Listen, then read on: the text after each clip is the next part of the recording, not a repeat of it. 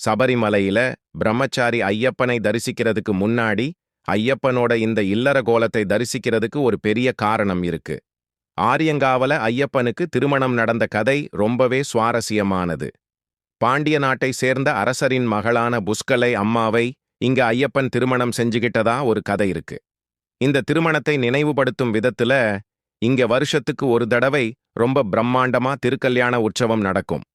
இந்த திருக்கல்யாண உற்சவத்துல தமிழ்நாட்டு கிராமங்கள்ல இருந்து பக்தர்கள் வந்து புஷ்கலை அம்மனுக்கு சீர்கொண்டு போற சடங்குகள் எல்லாம் நடக்கும்.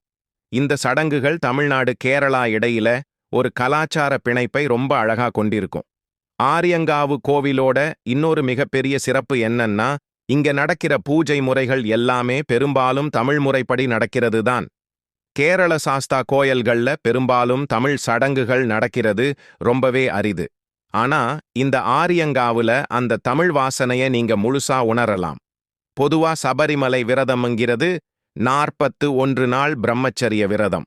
அப்படி இருக்கிற நாம இந்த ஆரியங்காவ ஐயப்பனை தரிசிக்கிறப்போ ஒரு பக்தனோட வாழ்க்கையில பொறுப்பு, கடமை, இல்லற தர்மம் இதெல்லாமும் எவ்வளவு முக்கியம்னு தெரிஞ்சுக்கிறோம். சம்சார பந்தத்தில் இருந்தாலும் அதை கட்டுப்பாட்டோட தர்மத்தோட நடத்தணும்னு இந்த திருக்கோலம் நமக்கு உணர்த்துது.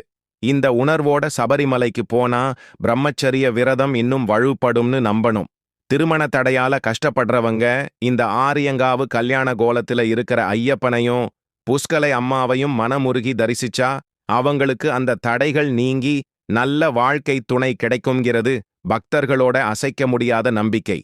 இந்த ஆரியங்காவ தரிசனம் ஐயப்பனோட அன்பையும் அரவணைப்பையும் உணர்த்தி நம்ம குடும்ப வாழ்க்கைக்கும் அவர் ஒரு வழிகாட்டியா இருக்காருங்கிறத நமக்கு தெளிவா காட்டுது. சபரிமலைக்கு புறப்படுறப்போ இந்த ஐயப்பனோட ஆசீர்வாதத்தோட போறது ரொம்பவே விசேஷம். இப்போ நாம 3வது முக்கிய இடத்துக்கு வந்திருக்கோம். அதுதான் அச்சன் கோவில் ஸ்ரீ தர்மசாஸ்தா கோவில். முதல் கோயில்ல தூய்மையான மனசையும் 2வது கோவில்ல பொறுப்புணர்வையும் நாம உணர்ந்தோம். இப்போ சபரிமலைக்கு போறதுக்கு முன்னாடி மனசுல அமைதியும் தியான யூமாக் சக்தியும் வேணும்.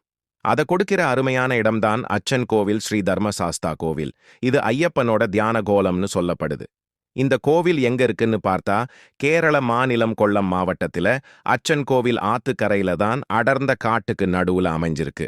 சுத்தி மழைகளும் வனமும் இருக்கிறதால இங்க வரப்பவே மனசுக்கு ஒரு அமைதி கிடைக்கும். இங்க ஐயப்பன் தியான கோலத்துல இருக்காரு. ஆனா இந்த சிலை மற்ற சாஸ்தா கோயில்கள்ல இருக்கிற சிலைய மாதிரி இல்லாம ரொம்பவே விசேஷமான வகையில இருக்கு. ஐயப்பன் தன்னோட வலது கையில கத்தியும் இடது கையில சந்தனம் மற்றும் தீர்த்தம் நிரப்பப்பட்ட பாத்திரத்தையும் வச்சிருக்கிறாரு. இந்த திருக்கோலம் தான் அச்சன் கோயில் ஐயப்பனோட